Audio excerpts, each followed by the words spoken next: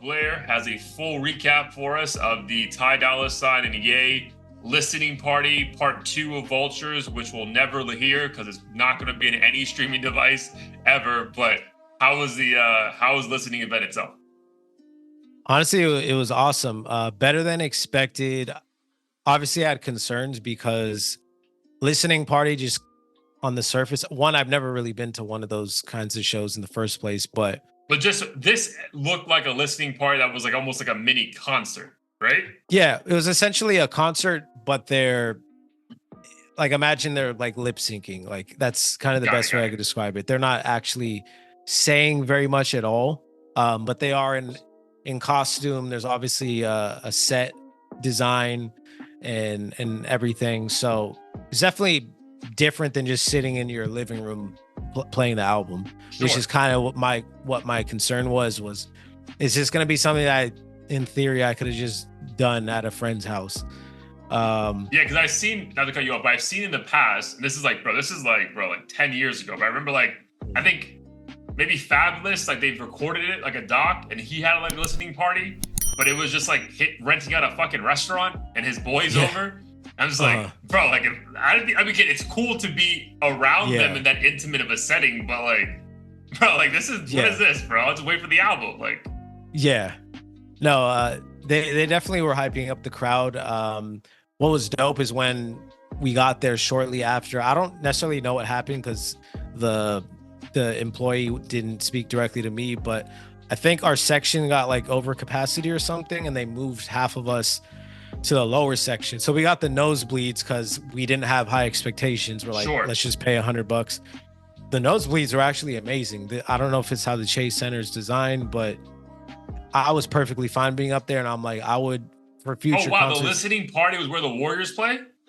Yeah. That's sick. Nice. Yeah, it was dope. And then halfway through, they moved a bunch of us to a lower section, which was even closer. But yeah, I mean, sounded great. They played the Vultures Part 1. They played a bunch of Vultures 2 songs as well. And then he even played some of his older hits like Can't Tell Me Nothing, Niggas in Paris. Nice. Dolla Sign did his. He did Paranoid. Oh wow, or Nah. So it was a lot doper than I expected.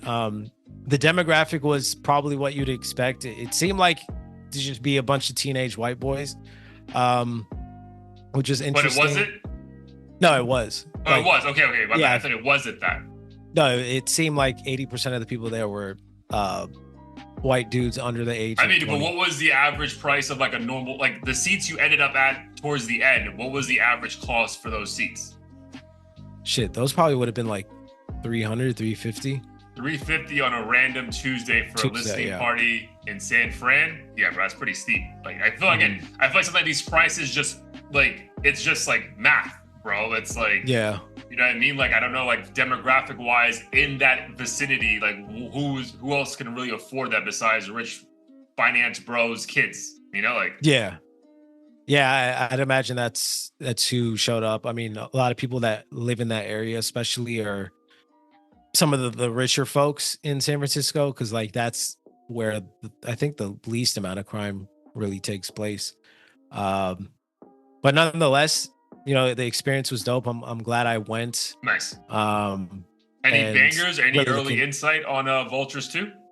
Yeah, I don't know the names of the songs. You know, I quickly realized like it is kind of hard to hear exactly what's being said in these songs unless you already know it.